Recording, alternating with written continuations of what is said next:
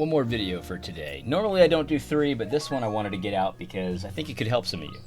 I put out a good amount of controversial material online, but it always amuses me because oftentimes the thing that gets shared and I'm supposed to feel like bad about is very often something so tame. I'll never forget one of the ladies from Theology Gals shared something I said about taxes as if it was horrible.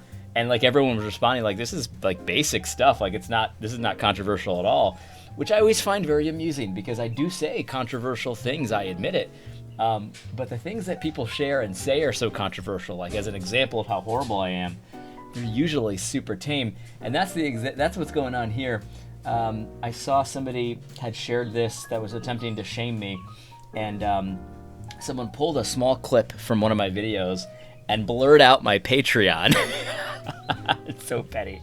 But anyway, I wanted to respond to this not because I think it's going to change this guy's mind, but I actually did get a significant amount of questions about what I said here from people that are, generally supportive of me. So I thought I'd help them out. So let's listen to what was said that was supposedly so bad, and we will respond in kind.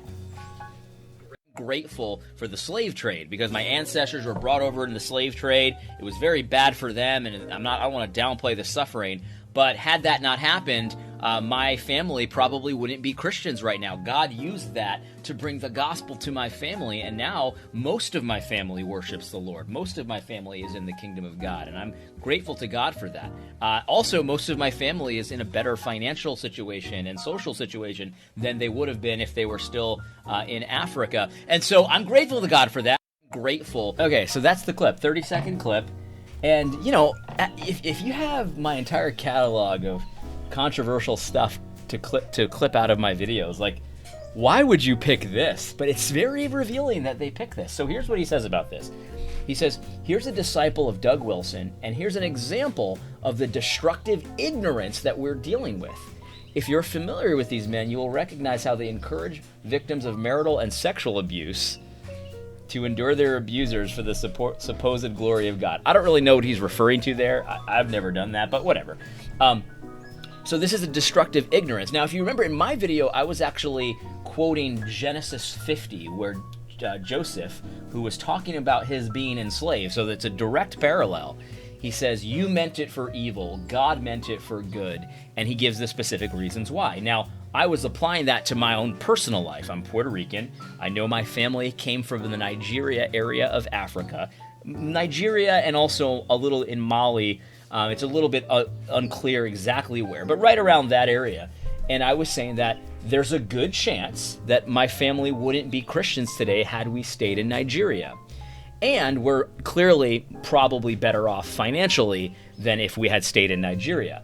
I'm not saying that the slave trade was good, but I am saying I'm grateful to God for how he worked the slave trade in my own life, because here we am, my family's mostly Christian, and we're mostly better off than we would have been had we stayed in Nigeria. These are indisputable facts. And people were coming at me like, you are such an idiot, AD. Didn't you know that Christianity was in Africa before it was in the United States? And obviously I do know that, but what I'm referring to is the situation as it stands right now. Because yes, Christianity was in Africa before it was in the United States. Granted, that's obvious. But today, had I been in Nigeria, I did a quick Google, anybody can do this, 50% of Nigeria is Muslim. So there's a very good chance that if my family had remained in Nigeria, we'd be Muslim. It's a coin flip. Now, God obviously works his providence however he wants.